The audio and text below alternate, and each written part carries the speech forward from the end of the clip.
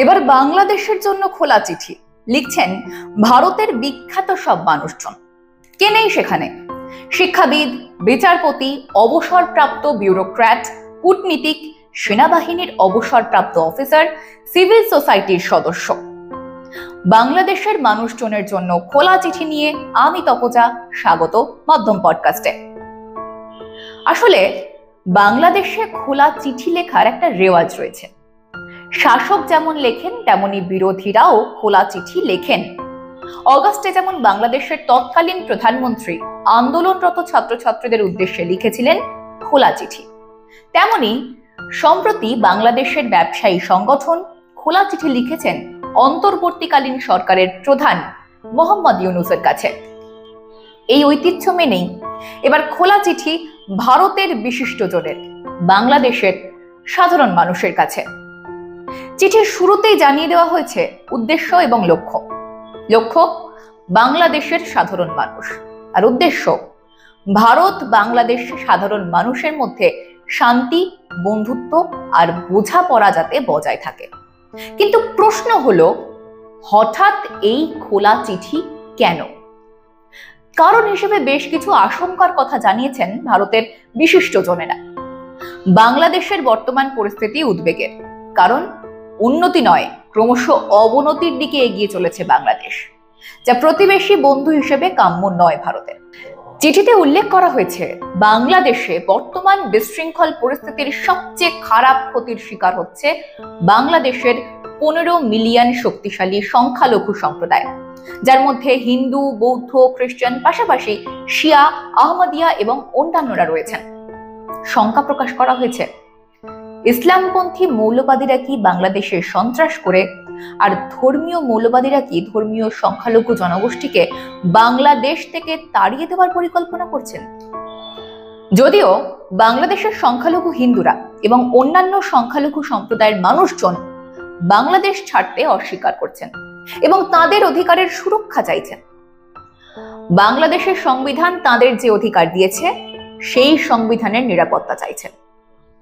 চিঠিতে উল্লেখ করা হয়েছে কিভাবে সম্প্রতি চিন্ময় কৃষ্ণ দাসকে রাষ্ট্রদ্রোহের অভিযোগে গ্রেফতার করা হয়েছে, শুনানি ছাড়াই জামিন নামঞ্জুর করা হয়েছে এবং কিভাবে তার আইনজীবীরা পর্যন্ত সংগঠিত হুমকির সম্মুখীন হচ্ছেন।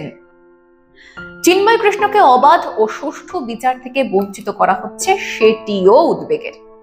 সেই কারণেই বাংলাদেশে সংখ্যালঘুদের উপর হামলা ভারতের মানুষের মধ্যেও গভীর উদ্বেগ জাগিয়েছে। যে বাংলাদেশের সঙ্গে ভারতের দীর্ঘ সীমান্ত রয়েছে, সীমান্ত পারে বাংলাদেশের অস্থির পরিস্থিতি সীমান্তের এপারে ছড়িয়ে পড়তে পারে, এপারেও সাম্প্রদায়িক সম্প্রীতি ব্যাহত করতে পারে এবং ভারতে গুরুতর আইন শৃঙ্খলার সমস্যাও তৈরি করতে পারে। ভারত বাংলাদেশের দীর্ঘ বন্ধুত্বের কথা মনে করিয়ে দিয়ে ওই চিঠিতে লেখা হয়েছে, শুধু বন্ধুত্ব নয়, দুই পারের মানুষের সাংস্কৃতিক সখ্য, বাংলা ভাষাগত ঐক্য আর সভ্যতার দিকে ক্রমবিকাশের যে ঐতিহ্য এই বন্ধুত্বের স্মারক বহন করে চলেছে। মনে করিয়ে দেওয়া হয়েছে 1971 সালের কথাও, যখন পূর্ব পাকিস্তানের নাগরিকদের উপর পাকিস্তানি সেনাবাহিনীর ভয়ঙ্কর গণহত্যার ঘটনা ঘটে। জাতি ধর্ম নির্বিশেষে নারী ও শিশু, বৃদ্ধ সহ কাউকে রেহাই দেয়নি পাক বাহিনী। ঠিক তখন বন্ধুত্বের হাত বাড়িয়ে পাশে দাঁড়িয়েছিল ভারত। বাংলাদেশের স্বাধীনতা যুদ্ধকে পূর্ণ সমর্থন জানিয়ে ভারতের জমি, ভারতীয় সৈনিকদের জীবন বাজি রেখে কাঁধে কাঁধ দিয়ে রক্ষা করেছিল ওই ভূখণ্ড। 10 লক্ষ উদ্বাস্তুকে আশ্রয় দিয়েছিল ভারত। ফলশ্রুতিতে কি চেয়েছিল?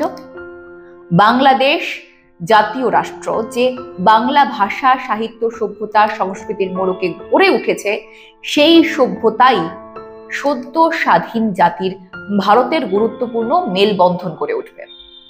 বাংলাদেশের এই ইতিহাস স্মরণ করিয়ে দিয়ে আশা প্রকাশ করা হয়েছে 1972 সালে গৃহীত বাংলাদেশের সংবিধানে যে গণতন্ত্র, জাতীয়তাবাদ, ধর্মনিরপেক্ষতা এবং সামাজিক ন্যায় বিচারের 4টি স্তম্ভের কথা জানানো হয়েছিল, সেই সংবিধানের উপর সম্মান প্রদর্শন করে বাংলাদেশের সকল ব্যক্তি ও প্রতিষ্ঠানে ধর্ম নিরপেক্ষতা বজায় রেখে হিন্দু ও অন্যান্য ধর্মীয় সংখ্যালঘুদের অধিকার, গণতন্ত্র পুনরুদ্ধারের জন্য কাজ করবে। এবং জানানো হয়েছে ভারত ও ভারতের জনগণ দৃঢ়ভাবে বিশ্বাস করে অবাধ, সুষ্ঠু ও অন্তর্ভুক্তিমূলক নির্বাচনের মাধ্যমে বাংলাদেশ এই সংকট কাটিয়ে উঠতে পারে।